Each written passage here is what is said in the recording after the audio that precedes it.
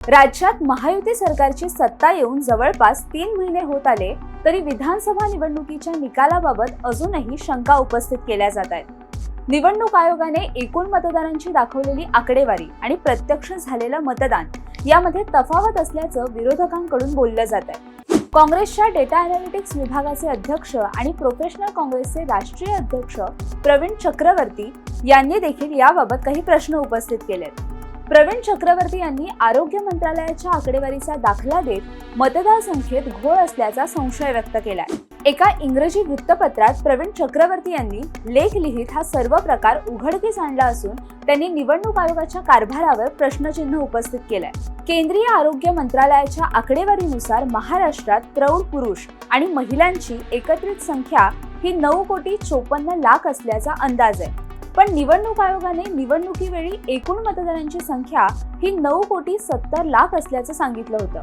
या आकडेवारीनुसार थेट 16,00,000 मतदार वाढले कसे असा सवाल प्रवीण चक्रवर्ती यांनी उपस्थित केलाय। चक्रवर्ती नेमके काय म्हणालेत ग्राफिक्सच्या माध्यमातून जाणून घेऊयात। आरोग्य मंत्रालयाच्या आकडेवारीनुसार महाराष्ट्रात प्रौढ म्हणजेच 18 वर्षांवरील पुरुष आणि महिलांची एकूण संख्या ही 9,54,00,000 असल्याचा अंदाज आहे।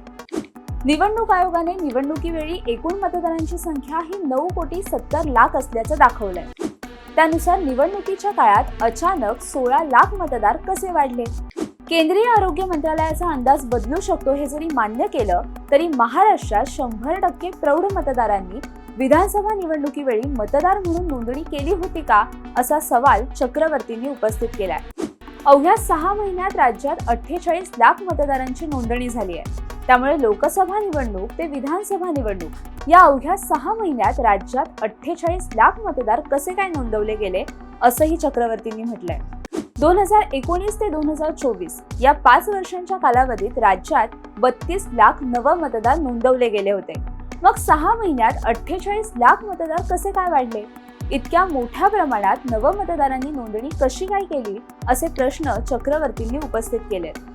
मुख्य निवडणूक आयुक्त राजीव कुमार यांनी विधानसभा निवडणुकीचा कार्यक्रम जाहीर करत असताना राज्यात 9,63,00,000 मतदार असल्याचं म्हटलं होतं।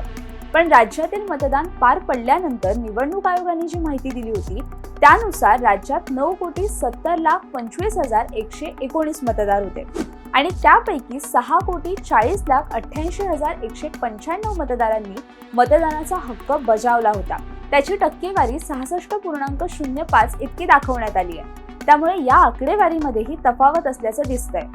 चक्रवर्ती यांनी उपस्थित केलेले हे प्रश्न राज्यातील काँग्रेस नेत्यांनीही मध्यंतरीच्या काळात उपस्थित केले होते।